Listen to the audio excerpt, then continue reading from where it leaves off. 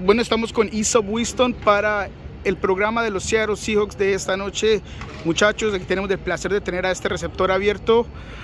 Winston, tell us a little bit about your journey in this preseason, how you've been getting better, repetitions, and maybe some of your objectives before the next preseason game. I just want to get better each and every day. I don't want to look too far ahead because, you know, when you start to look too far ahead, you start to push too much. So I try to just take every day as it is, just try to get a step better, get 1% better every day, you know, so when games come, you know, I done already, you know, prepared the best I could. So that's just my main objective every day, is just get 1% better. This is a very talented receiving group.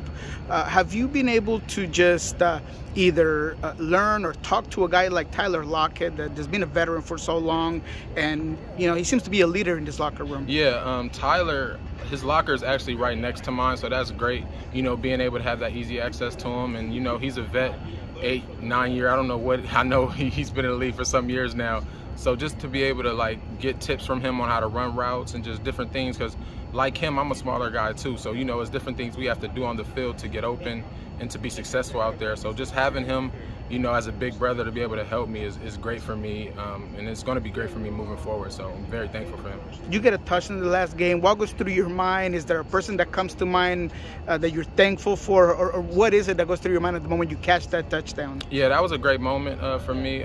Just been praying to God for that moment my whole life. You know, I've been playing football since I could walk, and I always dreamed about catching a touchdown in the NFL. So that moment was like literally a dream come true for me. But the person that comes to mind is definitely my mom. Because she sacrificed a lot for me. It was a lot of times, you know, I wanted to give up on the sport, but I kept going because of her encouragement and because she was just always there for me to pick me up when I was down. So in that moment, when I, you know, right when I got in the end zone, I got back to the sideline, and she was the first person I could think of, and you know, I'm very thankful for her. Speaking of that kid that one day dreamed to be in a NFL roster, is there anyone that you maybe try to replicate, or like you idolize as a receiver that you kind of build your game around? Yeah, there's a few guys, but obviously I'm trying to be the best Easop Winston Jr. I can be. But, you know, I'm a football junkie, man, so I watch a lot of receivers. I like Doug Baldwin. Obviously, he played here, smaller guy, did a lot of great things. UDFA guy, kind of like me, so he's definitely a person that comes to mind. Steve Smith, another guy, DeAndre Hopkins, guys that are just probably not the biggest, fastest, but they know how to work their way around defenders and just be successful in every other way they can be. You go against the secondary daily. This is a very talented secondary. What have you gotten from that group in general senses? Man, it's like you said, it's a very talented group, man, and just be able to go up against guys like that every day is making me better, sharpening my sword for sure. And you know, so when we go to war, go to battle on Saturday, Sunday, Friday, whatever day it may be, you know, I'm very prepared. So you know, I take those reps, very serious, and I know, you know, it's gonna help me come game time. Okay, finally, you got a last preseason game here coming up.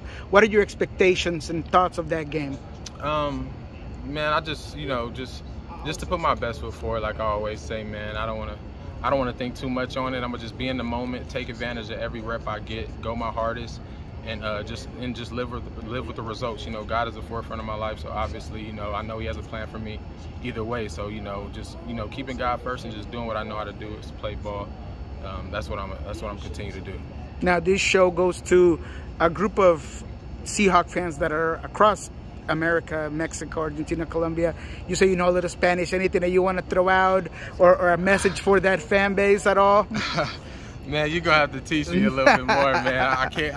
I'm on the spot right now, so I can't come up with too much. Is it surprising that there's like a fan base of Latinos kind of out there for the Seattle Seahawks team? Well, yeah. Honestly, it's not surprising because, you know, football is a worldwide sport. You know, and we have a lot of fans. You know, I have a lot of friends that I grew up with of Mexican, Spanish descent that support me.